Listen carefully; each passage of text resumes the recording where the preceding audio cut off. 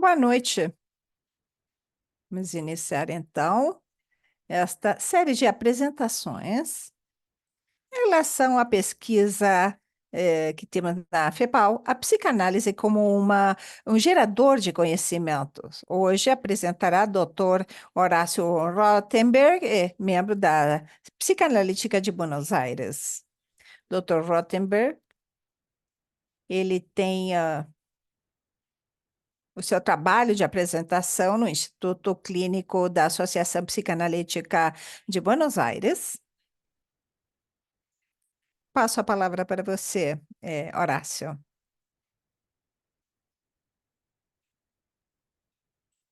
Tem o trabalho intitulado As Bases Metapsicológicas que Contribuem para o Diagnóstico Estrutural das Demandas Clínicas Contemporâneas. O tema da minha exposição é a pesquisa clínica que estamos fazendo no Centro Assistencial Psicanalítico. A sua base conceitual é a da uma metapsicologia psicanalítica ampliada. O objeto a pesquisar é o conjunto de entrevistas diagnósticas feitas por um grupo piloto ao centro assistencial. O registro obtido permite estudar o senso emergente das dinâmicas vinculares que são vistas em cada entrevista. Essas entrevistas representam demandas de assistência pessoal, ao mesmo tempo que falam das qualidades subjetivas presentes nas primeiras intercâmbios entre o consultante e o analista. Os dados colhidos nesse contexto, ficam registrados numa história clínica que, posteriormente, é codificada a partir de uma perspectiva metapsicológica. Os protocolos que resultem da tarefa nos levam a pensar em três estruturas psicopatológicas. Cada uma dessas estruturas coloca de manifesto as diferentes dinâmicas que são observadas na interação clínica. Esse diagnóstico estrutural nos permite pensar, do ponto de vista terapêutico, a potencial na possibilidade de analisar o termo de origem latino, que significa ir atrás de uma história, permite estabelecer um diagnóstico cujo significado etimológico é justamente conhecimento. No nosso caso, do, tudo isso tem a ver com a interação vincular estabelecida entre o prestador e o consultante. Os vestígios que surgem de forma espontânea nas diferentes formas de expressão das consultantes demonstram a fala das verdades inconscientes e ocultas na subjetividade de cada um deles, entre outras, a maior ou menor capacidade de enfrentar essas verdades. A forma em que ordenamos os dados permite reconhecer na clínica atual a incidência de três estruturas diferentes entre si. Agora, vou aprofundar em relação à dimensão estrutural. O termo estrutura, desde o ponto de vista psicoanalítico, delimita um espaço psíquico onde o pulsional faz sentido quando tem conjuntos representacionais que falam do significante humano, permitindo o processo que, ao longo do desenvolvimento epigenético individual, a estrutura gere uma diversidade de mundos psíquicos singulares.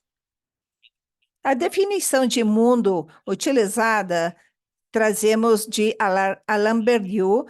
Ele afirma que o mundo é a unidade de uma multiplicidade muito ordenada. Teoria psicanalítica categoriza diferentes mundos objetivos observáveis na clínica a partir de modelos tópicos, dinâmicos e interrelacionados. Primeiro e segundo modelo tópico, o narcisismo, eros thanatos, simbólico, imaginário, real, verdadeiro e falso self, e de Bion, né? E tanto o equilíbrio psíquico quanto as manifestações psicopatológicas observáveis estão condicionadas pelo predomínio relativo dos diferentes mecanismos estruturantes. Esses mecanismos vão determinar que os conteúdos psíquicos fixados se interrelacionem com dinâmicas específicas. Cada um desses mecanismos é ordenador idiosincrático dos conteúdos psíquicos estabelecidos e gestor de dinâmicas possíveis, tanto de suas possíveis descompensações e estabilizações. Os diferentes mecanismos estruturantes vão incidir na realidade subjetiva, condicionando destinos pessoais que às vezes ficam longe da realidade consensual, adquirindo nuances diferentes, adquirindo uma maior ou menor possibilidade de construir realidades compartilhadas que vão habilitar no sujeito níveis possíveis de realização desiderativa. Como resumo, posso dizer que em todo sujeito a distorção da realidade consensual e os modos de significar e se significar, de um lado, serão sempre idiosincráticos, por outro lado, estarão condicionados pela pregnância histórica que adquira o mecanismo estruturante na sua capacidade de criar conjuntos significantes. O desenvolvimento histórico das ideias psicanalíticas permitiu delimitar 4 desses mecanismos: repressão primária, a renegação, recusação ou forclusão e identificação projetiva introjetiva. A incidência relativa de cada um desses fatores estabelece entramados estruturais específicos que condicionam o modo de ser significativamente divergentes. Sua agrupação delimita 3 estruturas clínicas, e cada uma delas tem uma variedade de questões subjetivas que se expressam dinamicamente numa diversidade de quadros clínicos. As 3 estruturas são conhecidas: as psiconeuroses, as neuroses narcísicas e a psicose. A delimitação dessas estruturas tem um sentido clínico teorizante, orientador, que não substitui na prática clínica a recomendação de Bion de sem memória e sem desejo, apropriada para registrar o inédito das manifestações subjetivas.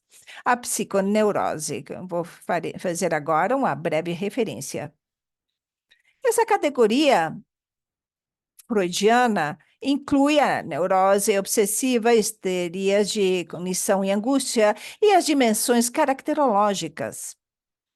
Na estrutura psiconeurótica, opera basicamente o mecanismo estruturante da repressão primária, nas suas 3 vertentes constitutivas. Isto se apoia em desenvolvimentos de um colega nosso falecido, Guilherme Bruni. Para ele, há uma repressão primária funcional que opera fixando um conjunto diverso de representações, coisa, palavra, objeto, que vão povoando o mundo, estabelecendo a dimensão da mesmidade e a alteridade. O segundo plano da repressão primária é o estrutural. Repressão que vai deixando mais complexo e estruturando o código da linguagem, habilitando o processamento simbólico dos já adquiridos e os que vamos adquirir.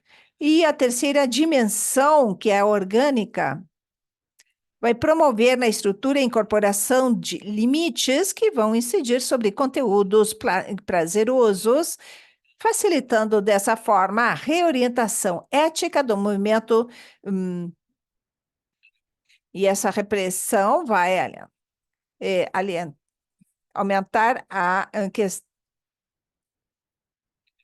Esse tipo de repressão primária orgânica e a elaboração do Édipo tem um papel importante nas manifestações clínicas e caracterológicas próprias da neurose. E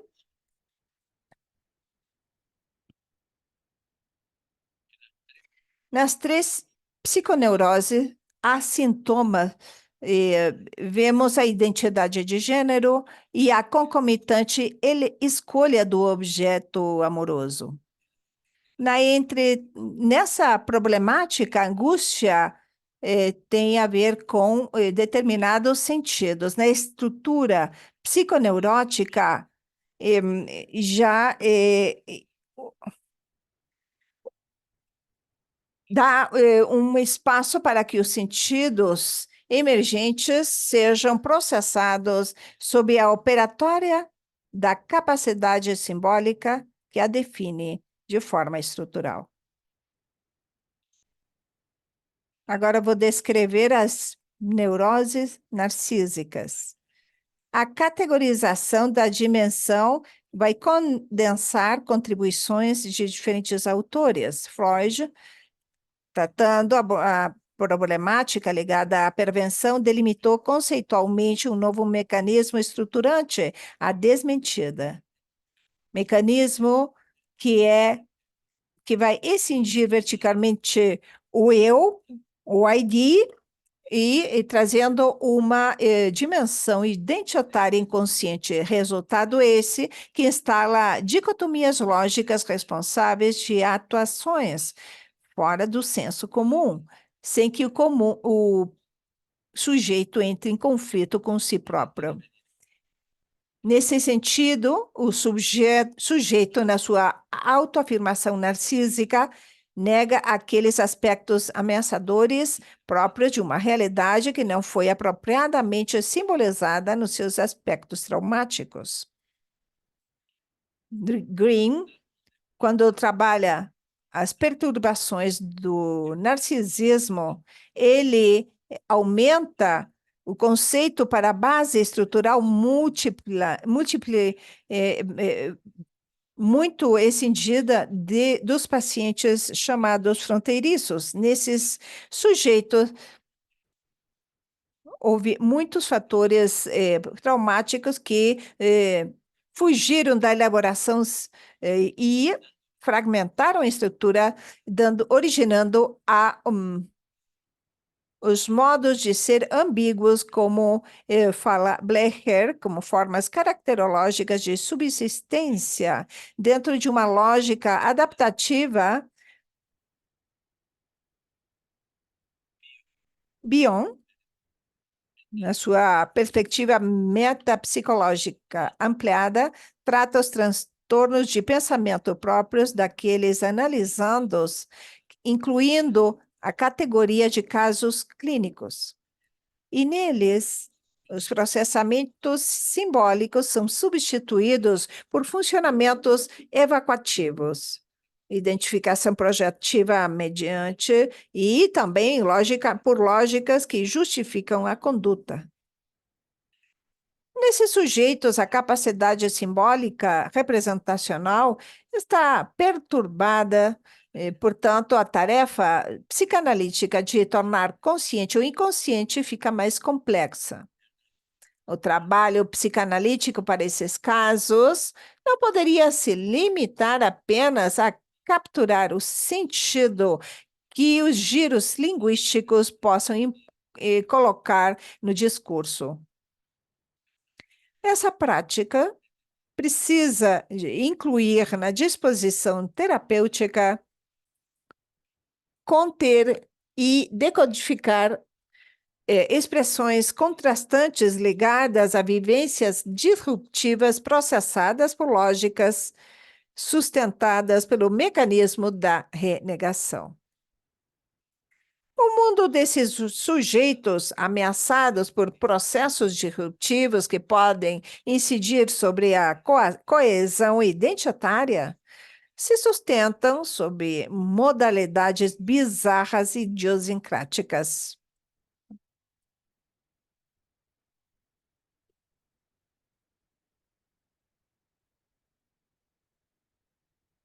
Teria gostado de ter o texto para estudá-lo.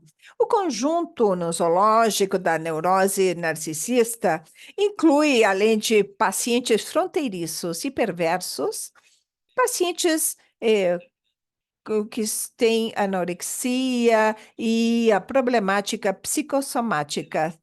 Nesses pacientes, a repressão primária estrutural que é deficitária. Entidades que, diferentemente das psiconeuróticas, mostram uma dificuldade para instrumentar processos de elaboração através de um código simbólico que as preserve e uma potencial atualização disruptiva do traumático. As passagens para o ato próprio dessas entidades vão aliviar tensões, conjurando sinistros não integrados, seja consumindo substâncias, as toxicomanias, se privando sistematicamente da ingestão de alimentos como uma forma de exorcizar uma tendência como anoréxica, adotando camaleonicamente uma identidade hipotésica que o preserve de um naufrágio identitário fronteiriço, impondo cruelmente uma lei tirânica que submeta e denigre a vítima, onde se projetam os próprios aspectos denigrados, que é a perversidade, e, por fim, expulsando ao soma e a doença psicossomática. Green destaca que essas entidades de alta incidência na clínica atual falam de um desafio para a clínica psicanalítica, porque enfrenta os limites colocados perante a colocação de um código simbólico compartilhado. O vínculo analítico, para que seja estabelecido, tem que ultrapassar essa dificuldade, e esse obstáculo pode ser transcendido na medida em que a dialética transferencial contra transferencial crie uma atmosfera emocional inédita que o possibilite, que possa possibilitar essa situação. Terceira e última das estruturas, a psicose. Nessa dimensão estrutural, o mecanismo estruturante que opera sobre a tragédia que a define foi definido com dois termos equivalentes: recusação, termo freudiano, por e forclusão, que é termo lacaniano, termos que definem um movimento através do qual o sujeito se vê subtraído de um código significante ordenador que lhe possibilite ter uma representação estável de si próprio. As consequências da forclusão é que haja esse perca o sentimento de si próprio, autoestima e as noções de alteridade e outredade. E na estrutura psicótica, a existência digamos, indicada por catástrofes que vão desencadear uma sinistra vivência de fragmentação e dissolução psíquica, que afeta e se estabiliza de forma dissímiles para as três psicoses clássicas. Em cada uma dessas entidades, os processos de fixação própria da primária funcional não consolidaram a base identitária possível. Por isso, a vivência do sinistro promove delírios e o tratamento precisa de dispositivos muito complexos, onde a compreensão, o entendimento psicanalítico pode contribuir para o trabalho de uma equipe e um trabalho multidisciplinar. Falo agora dos resultados parciais da pesquisa que estamos fazendo. A nossa pesquisa está se desenvolvendo há 1 ano e meio atrás. Os resultados parciais foram se processando através de um grupo piloto conformado por 8 colegas, que são quem realizam as primeiras entrevistas e trazem os dados colhidos no historial clínico. A minha tarefa foi protocolarizar o material recolhido através de um código sustentado de uma perspectiva metapsicológica, protocolos que foram compartilhados e trabalhados grupalmente com o grupo de admissões. Essa tarefa foi desenvolvida em encontros periódicos focados no intercâmbio teórico clínico sobre o material construtivo. Nesses encontros, há um contraste entre o diagnóstico inicial do admissor com as conclusões estruturais onde que chegou o pesquisador inicial. Os intercâmbios, essa situação permitiram estabelecer um nível significativo de coincidências na apreciação do material examinado. Os intercâmbios grupais ampliam tudo na medida em que sejam trabalhadas sob a base psicanalítica comum. Essa base facilita o intercâmbio sobre as diferenças presentes na apreciação diagnóstica. Os resultados estruturais obtidos sob um total de 54 consultas protocolarizadas ou protocoladas são psiconeurose, 31 casos, que envolvem uma porcentagem de 57,45%. Neurose narcísica, 20 casos, representando 37,3%, e psicose, 3 casos, representando uma porcentagem de 5,57%, nessas 54 entrevistas. E para finalizar a apresentação, que eu espero que tenha sido de interesse de vocês, eu vou ler um protocolo e uma das entrevistas diagnósticas. Consta de 10 itens, cada um deles com diferentes alternativas possíveis. O primeiro, motivações subjetivas que condicionam a consulta. E nesse paciente, o que surge como uma problemática enquanto a motivação subjetiva são as dificuldades na relação com o seu ambiente. Por quê?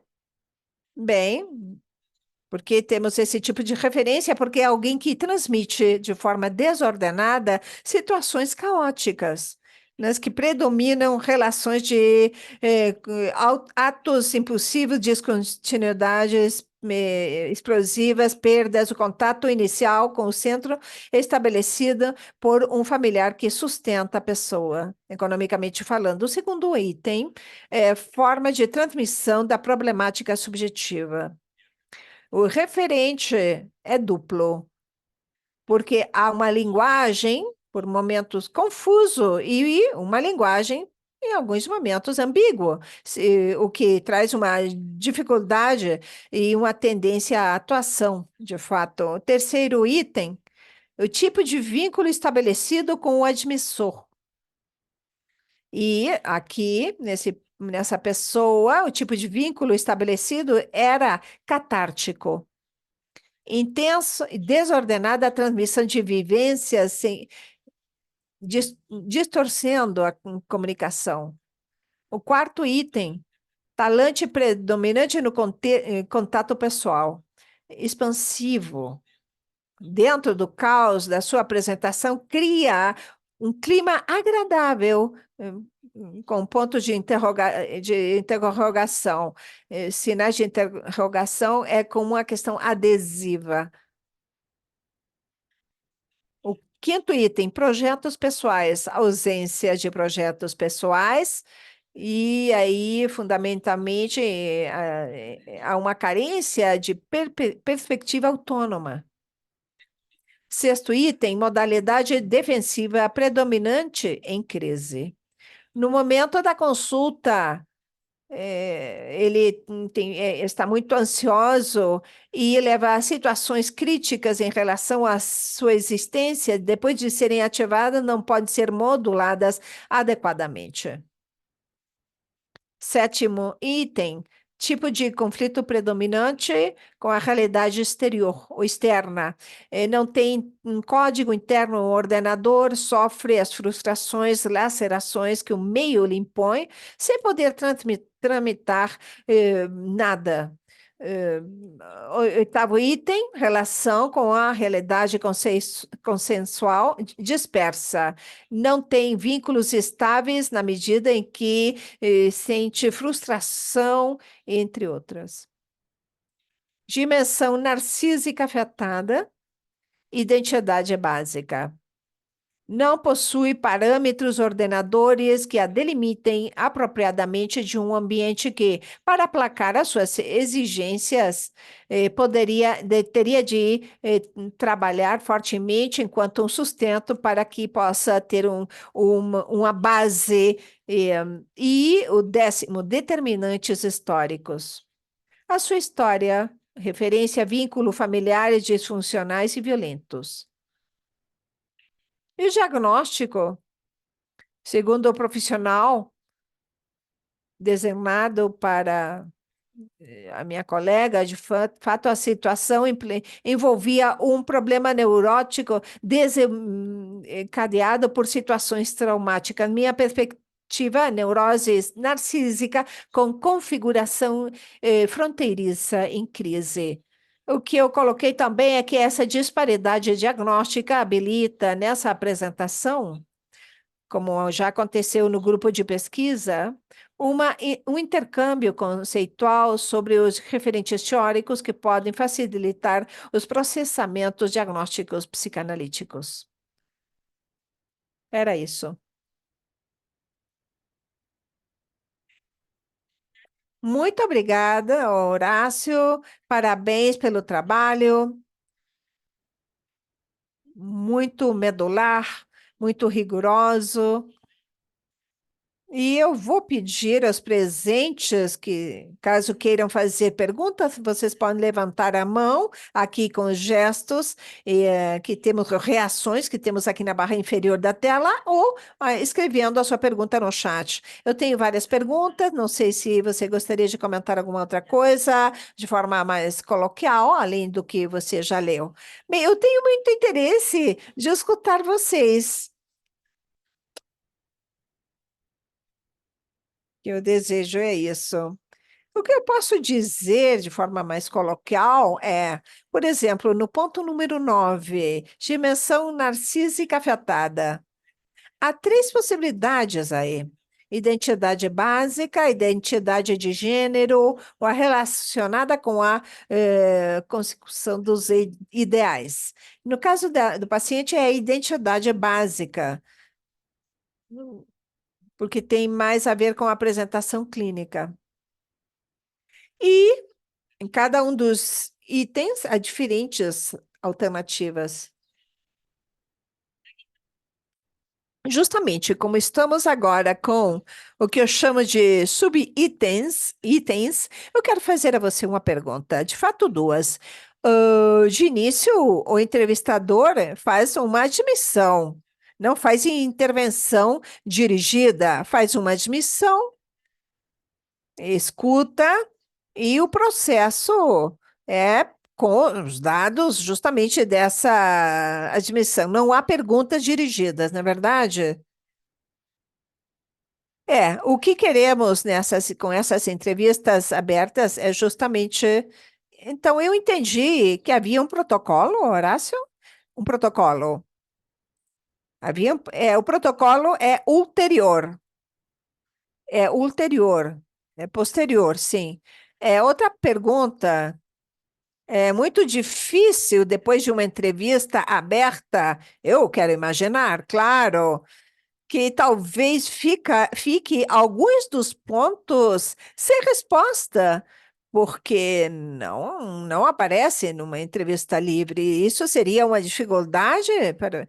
Bem, na verdade, a questão é assim, vou explicar. É uma entrevista aberta porque o que facilitamos é a fala espontânea do consultante, em função do que vai surgindo desse tipo de abertura inicial, surgem perguntas que irão orientando quando você preenche um historial clínico, que é o do centro que eu trabalho. Mas o ponto de partida, o que nós esperamos, além do vínculo inicial, é que possa se estabelecer um diálogo aberto em que, em função do que a pessoa pode ir falando, você pode ir preenchendo dados que gerem um olhar amplo da situação pessoal. Bem, em algum ponto a entrevista é aberta, em outro dirigida com, digamos, com determinados questões que queremos pesquisar. E outra coisa é o que eu chamo de subitens, por exemplo, tivemos o primeiro, motivação subjetiva, que motiva a consulta nesse paciente modelo. Você pensou diferenças em relação a dificuldades em relação ao seu ambiente. Esse é um subitem que está codificado? É um subitem. Eu vou ler motivações objetivas. Um deles é esse, dificuldade na relação. Outro, possível fracasso de um projeto vital. Outro, estados emocionais disruptivos. Outro, conflitos e inibições. Outro, doença psicossomática, como que poderia, digamos, aparecer como motivação subjetiva, que leva à consulta. Isso é mais dinâmico, porque é uma questão que pode, levar a que haja uma ampliação dos subitens em função da experiência que você vai tendo nas diferentes consultas. Entendi. Você vai construindo durante a pesquisa. Ok, entendi. Muito bem. Outra coisa que me surgiu os 31 casos pesquisados, 31 casos psiconeurose, a porcentagem é de 37% neurose narcísica. 31 casos, psiconeurose 57,45. E neurose narcísica, 20 casos, 37,03. E, bem, nesse sentido, quando você fala que houve uma divergência diagnóstica entre a problemática narcísica, a maior porcentagem de todos os casos dessa parte da pesquisa vem da psiconeurose, continuam as narcísicas e continuando com o que dizia Green, nós pensaríamos que hoje em dia a maior porcentagem de consultas poderia ser na neurose narcísica. Isso é que compartilhamos com os colegas, mas justamente pela divergência da interpretação, que eu acho que é bem interessante. Exatamente. Na hora em que se apresentou a compilação de dados dentro do grupo de pesquisa, podemos refletir sobre se uma estrutura psiconeurótica, quando há uma descompensação, tem o tipo de manifestações que essa pessoa demonstrou ao longo da entrevista. Não apenas o tipo de manifestações a que refere, mas o tipo de relação estabelecida com o emissor. As características que vemos aí detalhadas, uma estrutura psiconeurótica tem uma capacidade de contenção aí muito maior, tem uma possibilidade de reconhecer de forma mais clara, tem a possibilidade de refletir, de reflexões transmitidas, e quando há uma descompensação, faz síntoma. Começa com rituais, é obsessivo, etc. Não faz essa diversidade de manifestações ligadas a violências explícitas, a certo tipo de vícios que tinha a pessoa, que foram mencionadas aqui, mas que faziam parte do complexo sintomático que poderíamos compartilhar no grupo. Isso falaria de que a estrutura de base que promove esse tipo de manifestações caóticas fica por fora da delimitação psiconeurótica. Por isso, eu incluí na apresentação uma compacta referência a cada uma dessas estruturas. Por isso, deixo, digamos, um olhar no que pode chegar a surgir como consulta. Por exemplo, quando eu falava dessa questão em relação à psiconeurose, há um ideal do eu supereu que é afetado, mas nessa pessoa que foi a protagonista desse protocolo, isso não está em jogo. Não tem nenhum tipo de possibilidade de se sustentar de algum código que possa harmonizar com algum tipo de código possível. Algum dos colegas gostaria de fazer alguma pergunta? Graciela também. Primeiramente, agradecer Horácio que tenha nos apresentado o seu trabalho tão exaustivo, que fala do percurso teórico clínico, da teoria da clínica, que agora é difícil achar durante esses tempos, nessa época, mas é muito importante. Fiquei com algumas perguntas. Ou me surgiram perguntas, talvez porque o material é muito denso, muito interessante também. Uma das questões que me surgiram seria uma questão que você mencionou, Alejandra, quando você se referiu às entrevistas. Pensar a partir de uma entrevista aberta, como depois você faz uma seleção em função da criação dos protocolos. Como montar os protocolos dessa forma, me surgiu que eu pensei que seria muito complexo, mas eu não conheço a sua trajetória e o trabalho. Eu gostaria, Horácio, que você possa nos comentar que a partir daquelas entrevistas abertas iniciais, como vão montando um protocolo. E uma questão que também nós já debatemos ao longo de muito tempo, e também em função da clínica, do nosso dia a dia na clínica, essa dificuldade que sempre se apresenta para estabelecermos de se, para entender se isso é uma estrutura ou um estadio.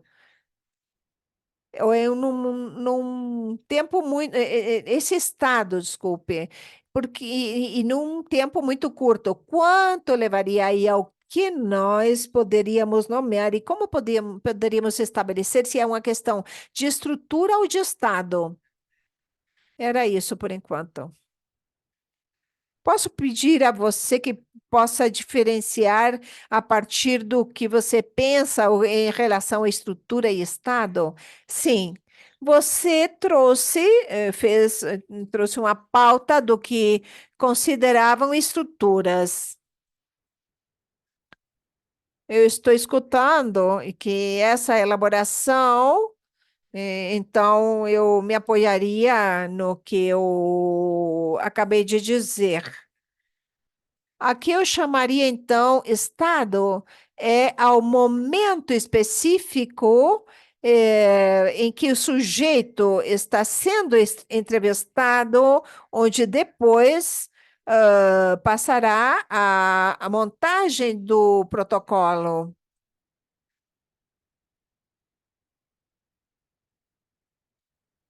O que acontece nesses tempos em que o sujeito está nessas entrevistas? Como fizeram para definir isso com maior exatidão? Não sei se foi clara a pergunta. Desculpem que interrompa, mas a admissão é uma entrevista ou pode ser mais? Pode ser mais. É, teriam de ser mais, claro, porque uma entrevista, por mais de que seja de 5 horas, como iremos fazer depois com tudo isso? Eu tenho experiência e coordenei uma sala de internação de mulheres no hospital, em Lanús, no hospital de Lanús, na época prévia à ditadura militar, e também estive durante a intervenção, momentos difíceis, momentos difíceis, sem dúvida.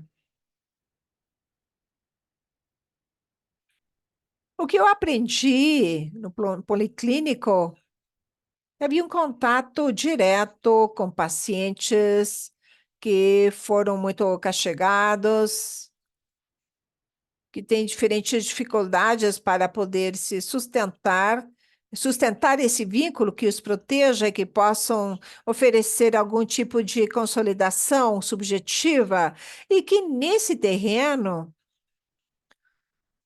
são estados dissociativos, estados delirantes, e isso aparece justamente nas entrevistas. Quando não aparece, é porque a estrutura é outra. E o que surge nesses momentos é uma questão que pode se articular como um código interno que os ordena de diferentes formas em função do problema predominante. O protocolo é posterior, porque é um trabalho que fazemos em relação a materiais recolhidos e que fica no historial clínico. E são dois passos. Um historial clínico comum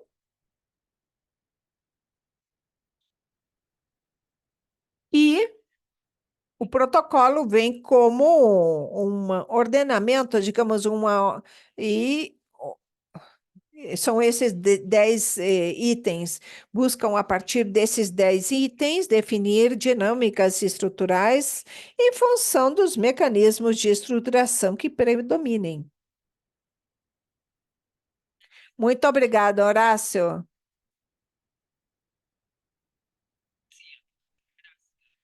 Obrigada, Alejandra.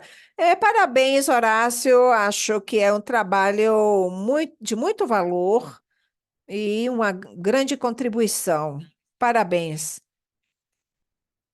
De tudo isso que você falou, eh, hum, gostei muito, principalmente dessas reuniões que têm os pesquisadores.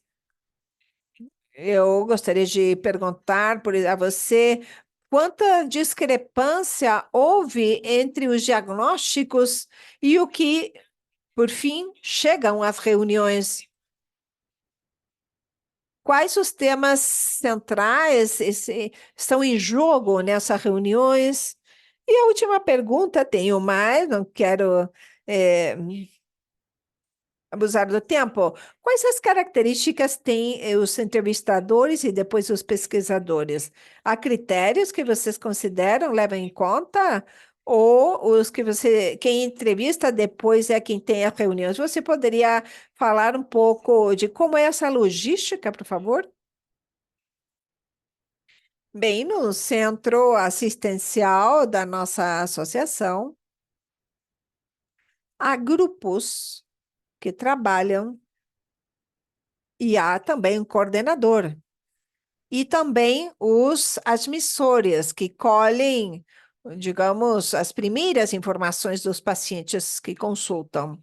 Depois temos também uma equipe a quem os pacientes são derivados. Eles recebem os pacientes. O que fazemos, esse trabalho nesse grupo piloto, é colher as informações que aparecem dos entrevistadores que fez tanto o admissor quanto as primeiras entrevistas dos médicos ou psicanalistas tratantes.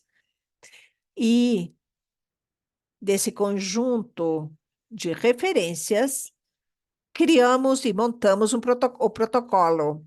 Não sei se fui claro. As divergências que aparecem ou discrepâncias seriam mais terminológicas. Quando você começa a refletir sobre o que acontece com essa pessoa, o que está acontecendo com ela, podem surgir diferentes formas de nomear o que está acontecendo. Mas quando vamos lá, revisar lá atrás o que ele disse, por exemplo, o diagnóstico que eu li, uma estrutura psiconeurótica com descompensações. Mas, se pensarmos além um pouco mais, o que predomina é o tipo de descompensação, mais do que estrutura. É como se, nesse momento, quem faz esse tipo de referência não lembra que pode haver uma estrutura que não é nem psicótica, nem psiconeurótica, mas pode levar a uma individualização dessa estrutura. Pode ser uma estrutura que está montada de forma diferente à psiconeurose. E vocês levam algum tipo de registro do que vocês veem nas reuniões ou é em função do diagnóstico? Porque acho que teria muito valor esse registro. Como vocês poderão entender, uma experiência dessas características não é simples. E o que levou mais tempo foi ir nos conhecendo no grupo, entendendo e chegar entendendo os tempos adequados para ir falando o que cada um de nós faz e uma linguagem comum também, que não deixou de lado as diferenças que surgiram no jogo, mas como intercâmbio facilitado, onde podíamos entender que com certa linguagem, com nuances, poderíamos ampliar o espectro de conhecimento do psicopatológico. Obrigada, Horácio, pela resposta. Algum outro colega que queira fazer Eu, alguma pergunta? Norma. sim. Sério, Norma? Vocês precisam colocar a tradução em português. Sim. Horácio, estou encantada com o seu trabalho, muito denso, profundo. Gostaria de ler para poder entender melhor, são muitas informações novas, mas eu acho muito importante que se volte a pensar, não é, nas questões diagnósticas, porque durante muito tempo isso ficou relegado, né, a um segundo plano, e eu acho muito importante que o analista saiba aonde ele está pisando, né, com cada paciente. Então, eu parabenizo por ter trazido de volta essa importância do diagnóstico. Eu tinha algumas perguntas, mas eu acho que eram parecidas com a da Graciela, mas eu vou me repetir, me desculpe. que se os critérios, se as categorias foram feitas a priori ou a posteriori das discussões, pelo que eu entendi, foram feitas em conjunto, conforme faziam as entrevistas e havia a discussão, vocês conseguiam estabelecer, não é, esses subíndices, mas enfim, fiquei curiosa. Parece que essas reuniões eram, né, algo muito interessante, né? Imagino a profundidade das discussões que deviam surgir. Uma outra questão, se havia alguma sobreposição de diagnósticos, né? Há algumas estruturas psiconeuróticas com características também narcísicas, né? Porque não sei se a gente pode dizer que é puramente, né? Neurótico, puramente narcísicos. Sabemos que há comorbidades, overlappings, né? Nas categorias diagnósticas. Se nas discussões vocês levavam primordialmente em conta os aspectos da história ou também os aspectos contratransferenciais de cada entrevistador. E por último, né, para não me alongar, se há algum planejamento de um estudo após uma psicoterapia, após o tratamento, né?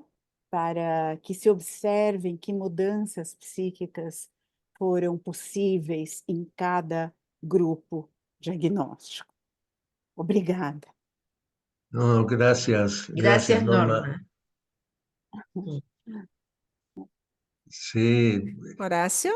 a ver Bem, si puedo responder. quero responder então.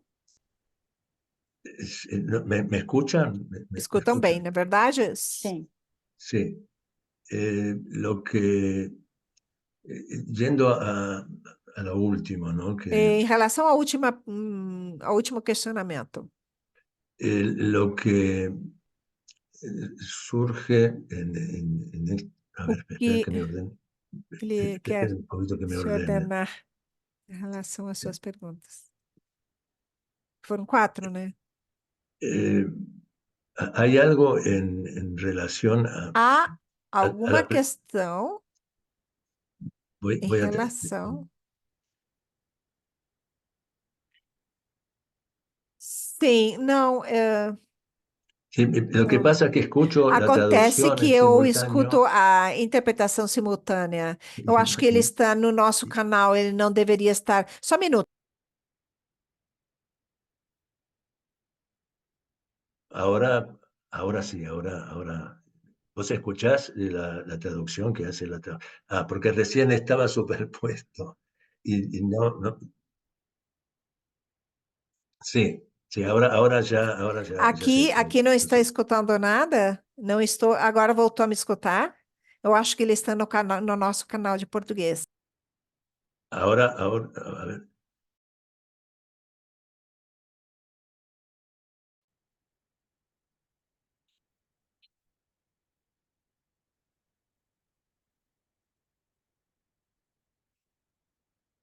Bem, em relação a como surgiu esse tipo de pensamento em relação às diferenças estruturais, esse é um processo pessoal que eu venho fazendo há muitos anos e me permitem me reposicionar clinicamente falando e também me diferenciar em relação a isso que eu tentei destacar no texto, os mecanismos que estruturam o aparelho psíquico. Narcisismo ou narcísico é um termo, é uma dimensão que está presente em qualquer sujeito, não é verdade? E a questão é como esse narcisismo foi se organizando, se ele se pôde transformar ou não. para regular, por exemplo, a conduta de alguém que esteja perante alguma situação que possa afetar esses ideais. A questão aqui, num dos itens, é o narcisismo em relação ao fracasso dos ideais. Então, aí podemos perceber um sofrimento muito intenso da pessoa, mas que não expõe a uma fragmentação subjetiva eh, que, de se manifestar, levaria ao diagnóstico para outro lugar dessa estrutura psiconeurótica para outro tipo de sujeito que estaria perturbado na sua integridade, não apenas a questão. É ele que se sente mutilado de alguma forma, mas isso que se fala, na verdade, se age, é possível expressá-lo. Por exemplo, ele recorre às drogas, digamos, às substâncias que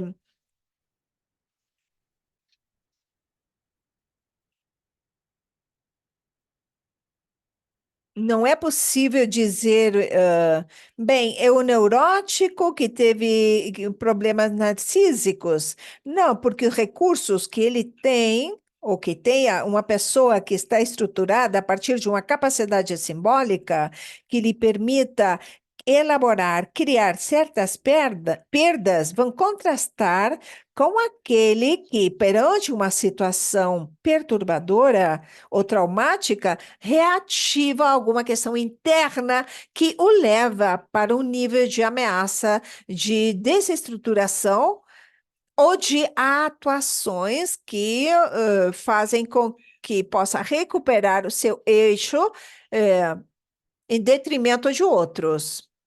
A questão, então, com esse tipo de limitação, o limitante é estabelecer e ser o mais preciso possível quando estabelecemos um diagnóstico estrutural, que possa contemplar que na psiconeurose pode haver um sofrimento narcísico significativo, mas não é da mesma ordem do que se produz na neurose narcísica. Você fez mais perguntas? Alguma outra? Você pode me repetir a que ficou ainda por se responder, Norma? Você gostaria de Sim, fazer a sim. pergunta? Se as categorias foram feitas a priori ou a posteriori, né, das entrevistas, e se levavam em conta aspectos contratransferenciais, além da história clínica. Sim. As categorias foram se criando na minha mente a partir da experiência clínica de 40 anos, onde não é apenas a minha prática individual, pessoal, privada, mas o fato de ter estado no Hospital de Lanús, ter supervisionado espaços que têm a ver com o público. Então, nesse diálogo com os meus supervisores, o encontro com dificuldades importantes que não eram tramitáveis a partir da palavra. Então, tudo isso me leva agora, depois desse trabalho e esse esforço em entender melhor o que acontece na clínica, a pensar isso das três estruturas e que esse tipo de diferenciação poderia nos facilitar, de um lado, para capturar a dificuldade subjetiva de um sujeito que pode mudar de um ao outro, e que essa variação seja com uma problemática estrutural de base por mecanismos que os levam a não poder sustentar vínculos estáveis.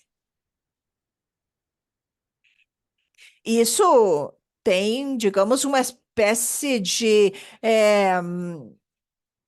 ressonância na transferência. Esse tipo de pensamento está conectado com o que acontece no vínculo.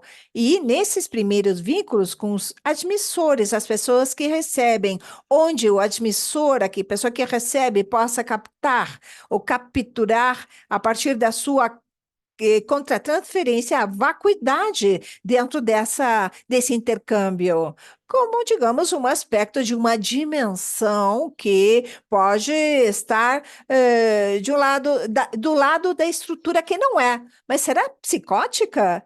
E não necessariamente, porque a contra-transferência orienta também e permite que o analista que admite a pessoa contempla que é um aspecto da prática analítica que eu entendo que faz parte básica da tarefa, do trabalho, não apenas reconhecer o sentido e poder compartilhá-lo com quem consulta, sabendo que vai poder escutar.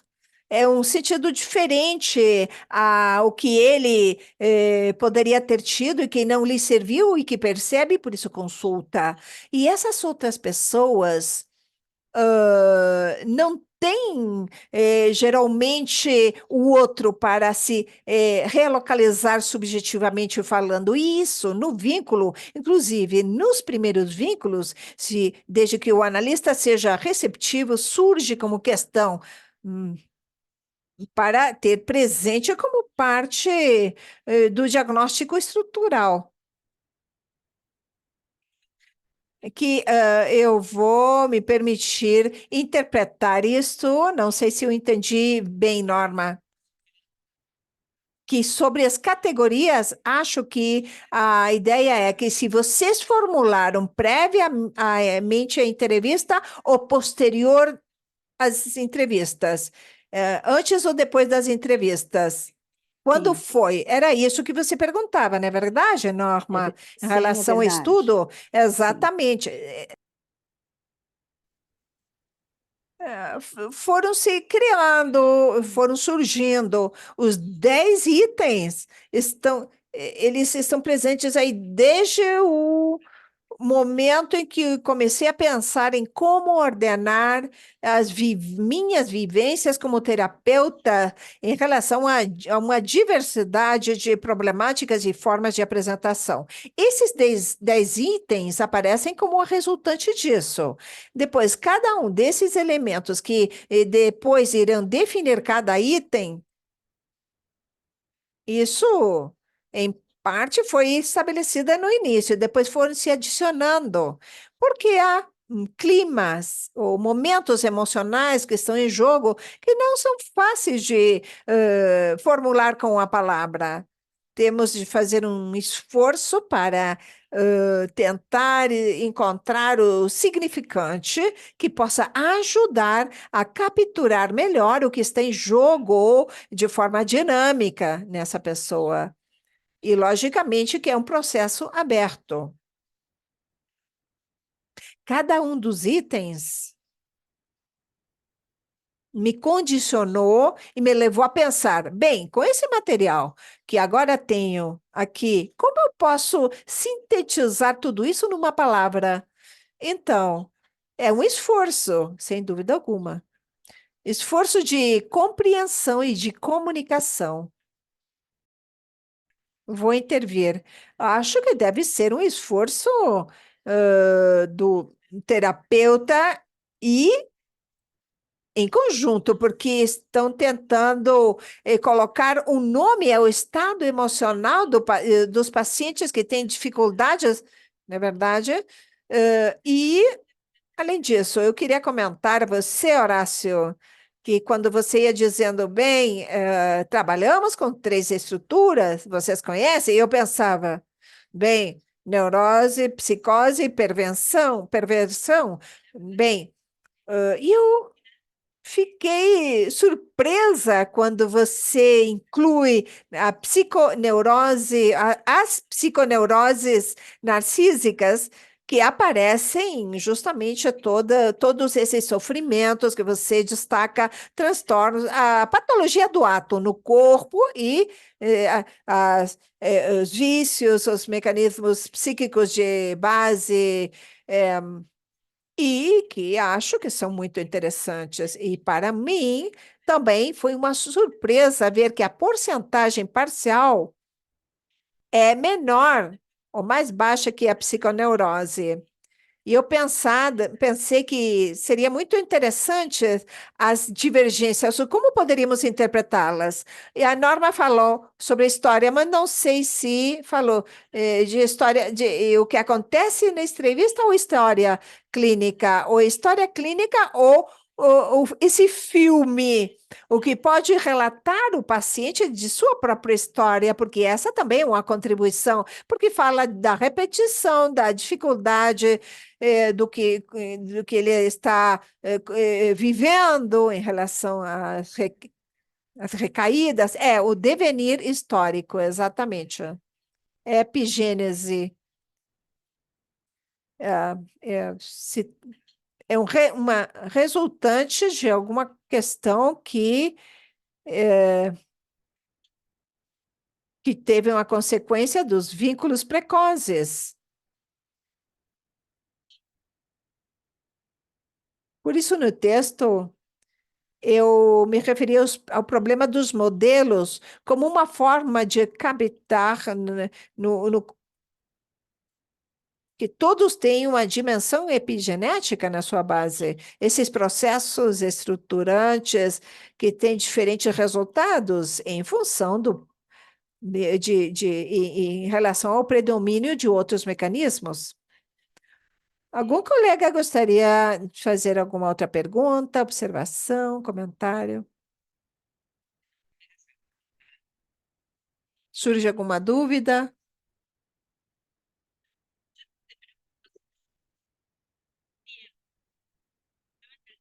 Você falou do trabalho.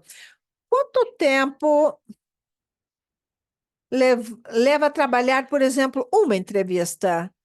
Porque são tantos os itens que vocês foram analisando. Quanto tempo trabalham por paciente? É difícil, quantificar isso?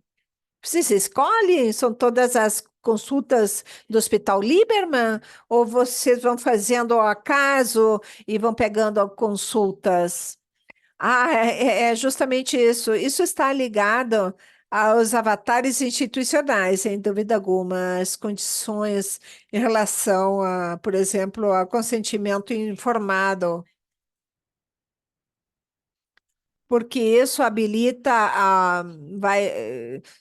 leva você a poder trabalhar certas histórias e não outras. Os consultantes assinam, claro, o consentimento informado para utilizar o material para uma pesquisa. Sim, isso está sendo recentemente instrumentalizado. E nós trabalhamos com histórias clínicas onde temos o consentimento informado assinado. E também o tempo varia, é diferente de um caso a outro, mas estamos, por exemplo, tentamos de achar um resultado adequado ao que pensa o grupo.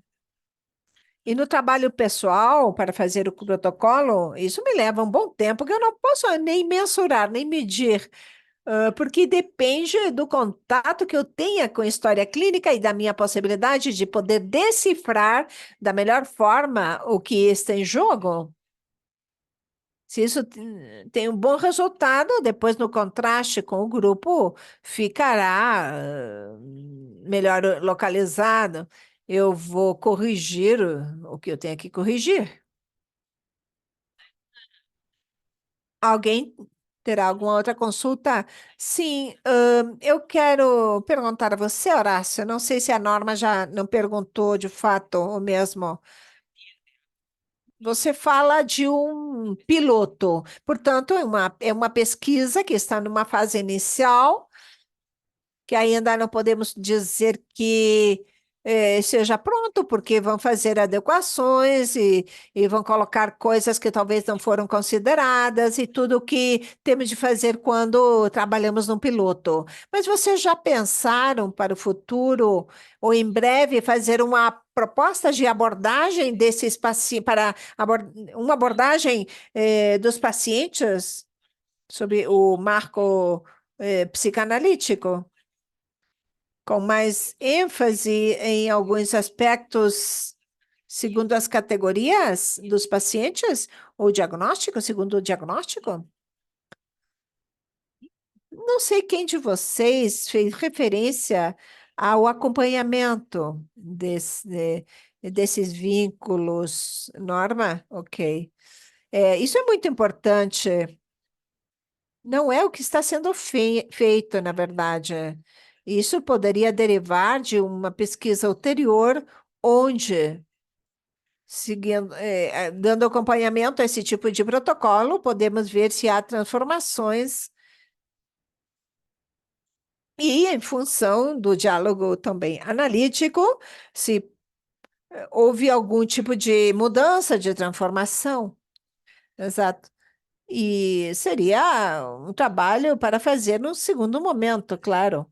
Não é uma questão que agora estejamos pensando. Claro, porque você pensou em que pegam a avaliação das primeiras perguntas, entrevistas, desculpa. Eu pensei, qual é o critério para fazer uma nova entrevista antes da derivação?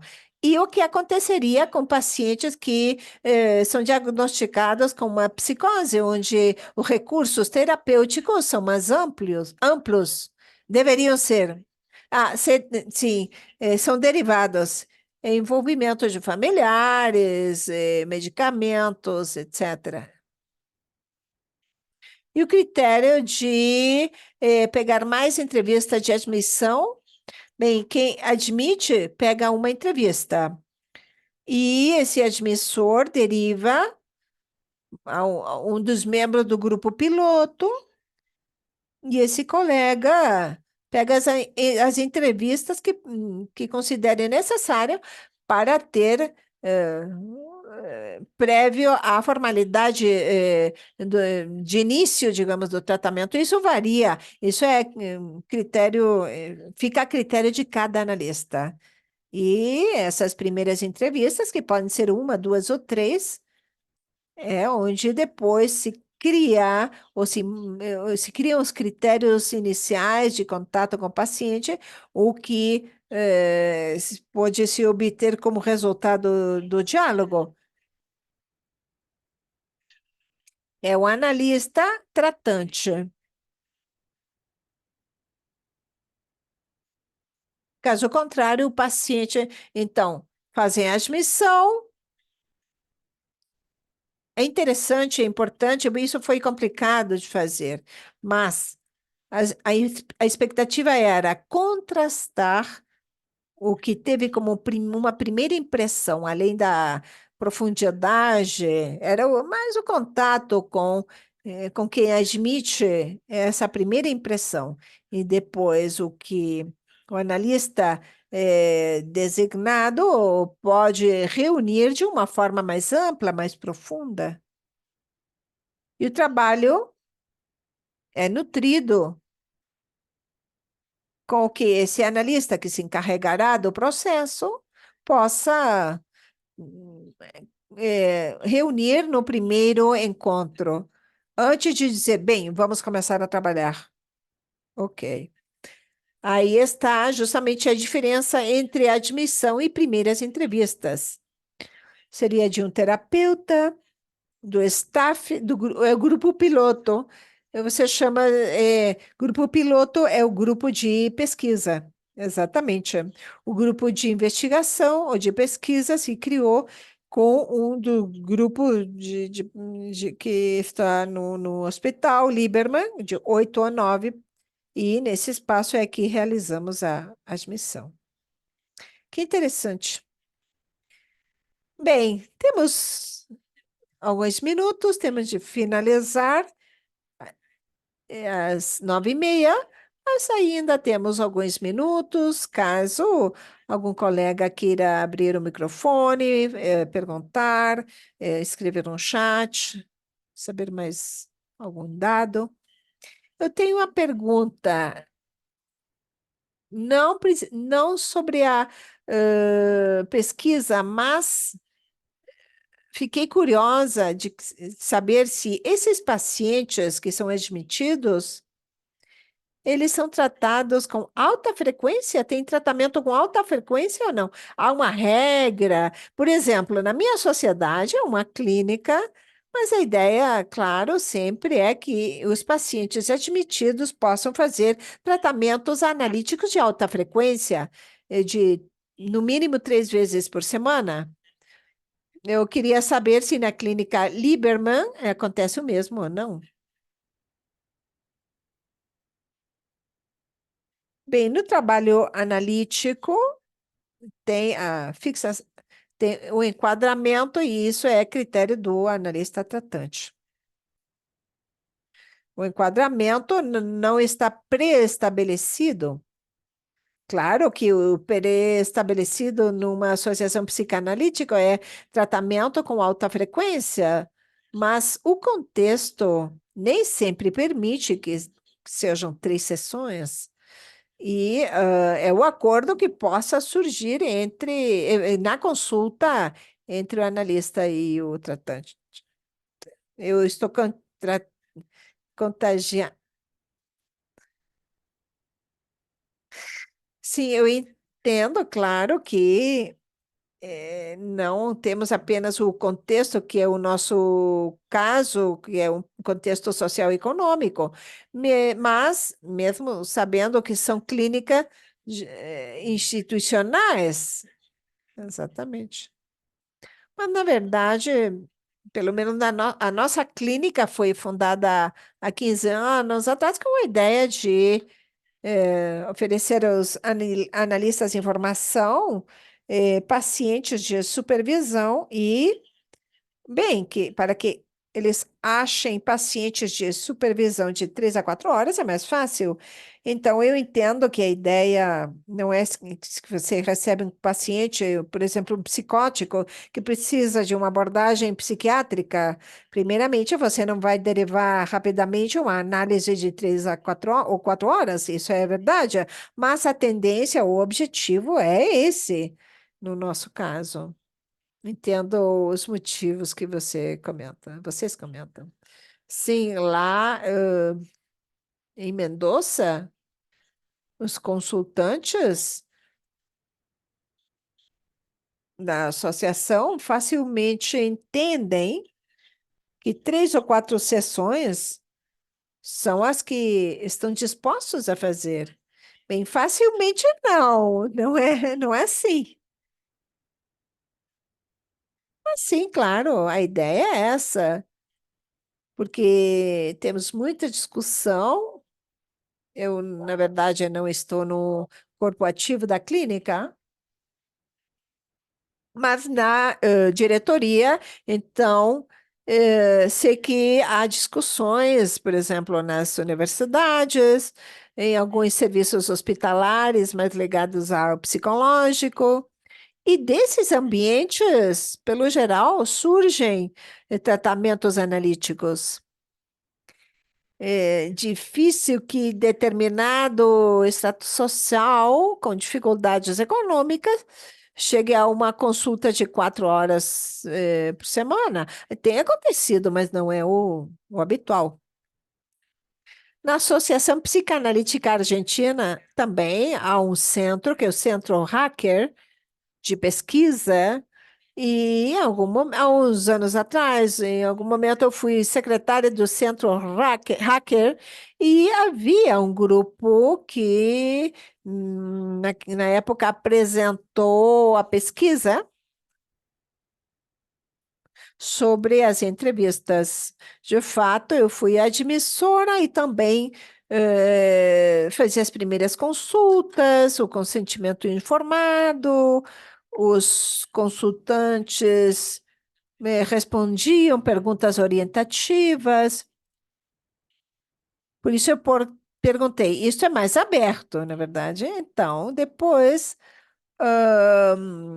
faziam encontros a partir das perguntas que respondiam os consultantes com um grupo de pesquisa. Aqui temos a doutora Boss, sim, porque a Susana Boss, ela esteve muito tempo no Centro Hacker e conhecia justamente isso que eu estou falando. Você quer falar, Susana? Você gostaria de comentar alguma coisa? Ah, mas temos o som muito picotado, eu sinto muito. Ele está dizendo que desde 2004, não, não é possível interpretar, sinto muito.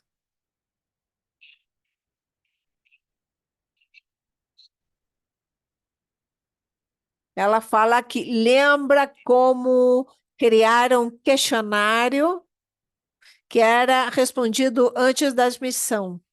Foi o que eu consegui entender.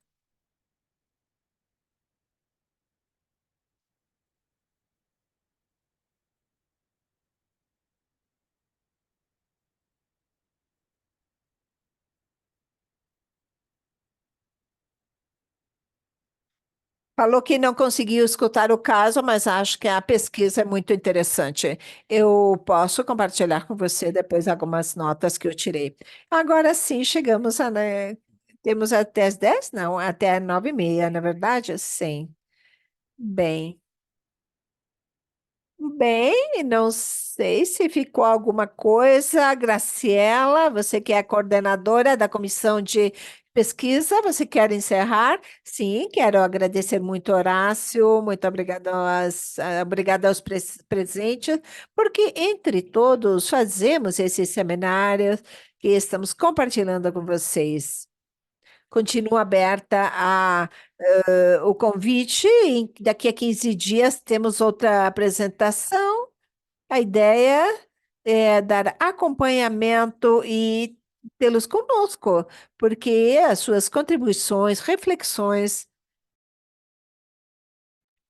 sua presença nos ajuda a que todos estejamos muito contentes do trabalho que estamos fazendo. Eu quero pessoalmente agradecer pelas perguntas e o intercâmbio que estabelecemos entre todos. Obrigada, Horácio. Um prazer para mim. Eu tirei nota de tudo que você falou. Obrigada, Alejandra. Boa coordenação. Muito bem, obrigada a todos. Boa noite. Obrigado pela companhia. Obrigada. Tchau.